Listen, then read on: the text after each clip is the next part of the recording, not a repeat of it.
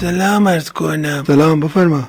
این کتاب بیشوری خبیر کرمند دانین؟ نه، شرمنده.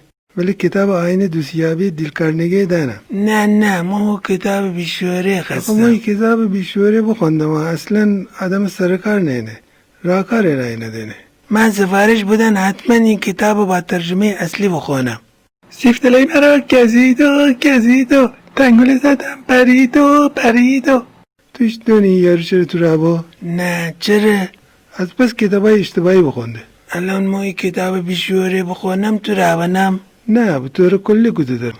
خب منم به طور کلی از حضور شما خداحافظی کنم. در پناه خدا.